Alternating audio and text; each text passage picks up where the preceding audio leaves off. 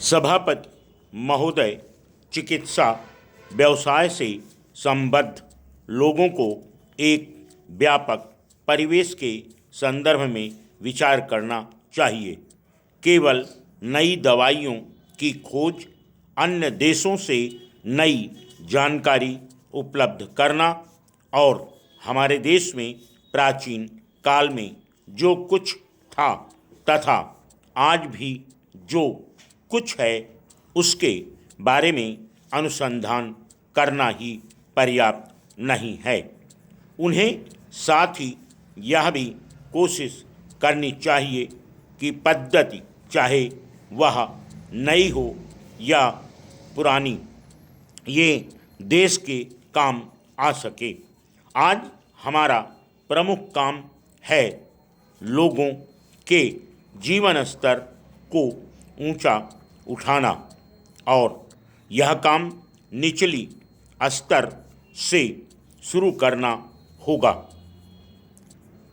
यह काम हमें सेवा भाव से और इस चेतना के साथ आरंभ करना होगा कि रोगों से बचाव का आधार सफाई है।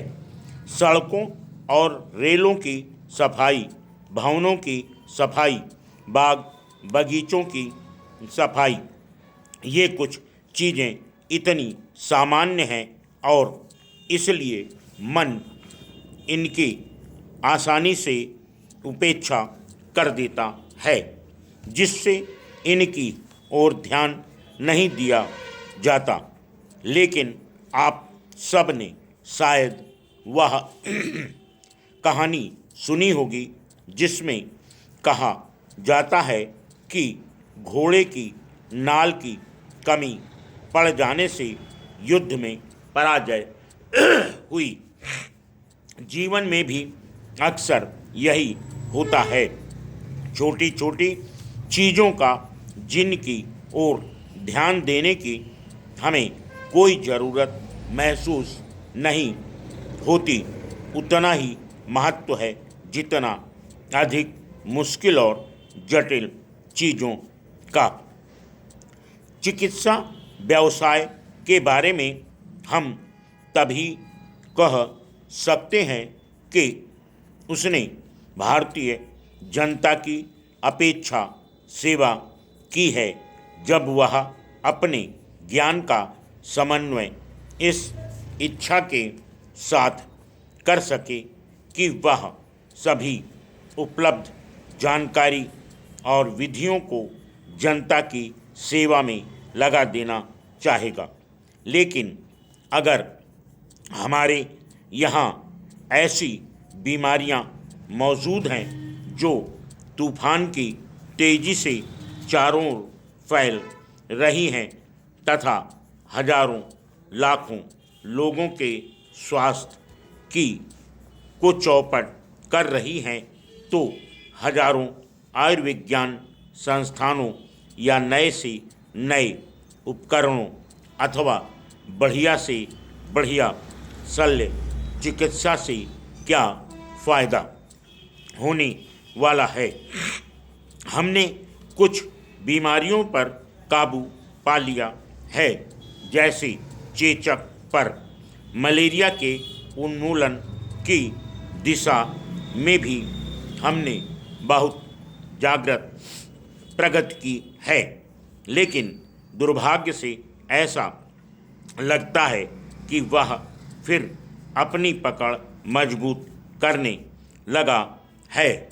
अन्य कई बीमारियों पर भी नियंत्रण पाने की कोशिश की जा रही है, लेकिन इसके लिए डॉक्टरों तथा चिकित्सकों को लगातार सतर्क रहना होगा और लोगों को यह बताते जाना होगा कि वह स्वयं अपनी देखभाल किस प्रकार करें।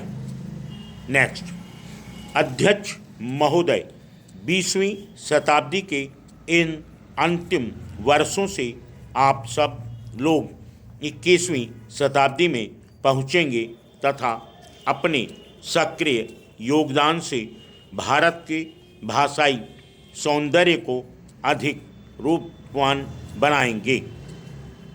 भारतीय भाषाओं और हिंदी के अंतर संबंधों पर आपको अवश्य विचार करना चाहिए।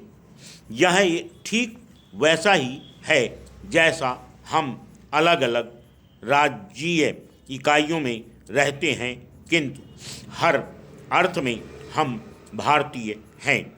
हम अपनी प्रांतीय भाषाओं, अपनी मातृ बोलियों, लोक बोलियों में निरंतर अपना आदान प्रदान जारी रखते हैं। हमें अपनी बोलियों, भाषाओं पर गर्व भी होना चाहिए।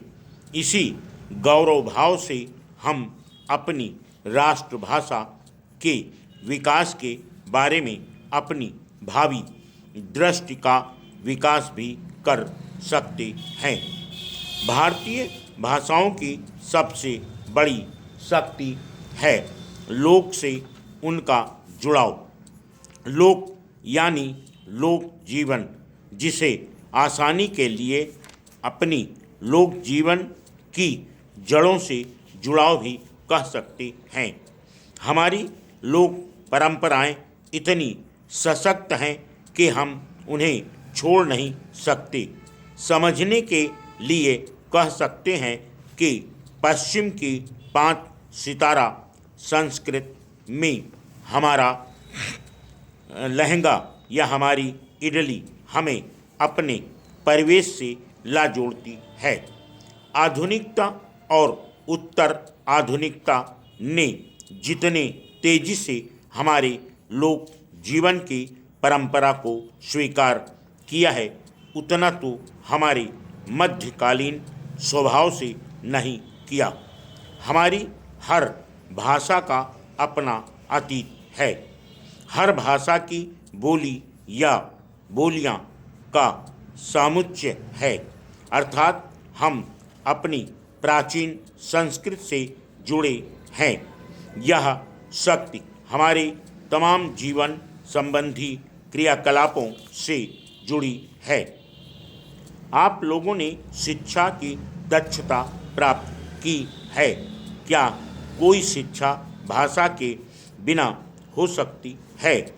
स्पष्ट है कि आपका उत्तर नहीं में होगा, परंतु यहाँ एक प्रश्न यह भी कि क्या आप केवल एक भाषावादी हैं? जाहिर है हम घर में भोजपुरी, बुंदेली, कोंकणी आदि बोलते हैं, तथापि ये बोलियां, दक्षिणालय बोलियां हमारी भाषाओं को शक्ति और ऊर्जा पहुंचाने वाली हैं। हमारी भाषाओं का लोक क्षेत्र अत्यंत विकसित है और यह हमारी भाषाओं की अद्भुत शक्ति है। हमारी भाषागत अद्भुत शक्ति हमारी भाषाओं की बाह्य और आंतरिक एकता में निबद्ध है। इसलिए हमारी सभी भाषाएं सहोदरा हैं। 9 स्नातकों आपके पास भाषा जैसे संवेदनशील ज्ञान की नई योजना है। उससे चमत्कार भी घटित हो सकते हैं तथा तनाव भी बढ़ सकते हैं। यदि आप भारतीय समाज के भाषाई आचरण का पड़ताल करें तो पाएंगे कि प्रत्येक भाषा और बोली अपने क्षेत्र में लोकप्रिय है। Full stop.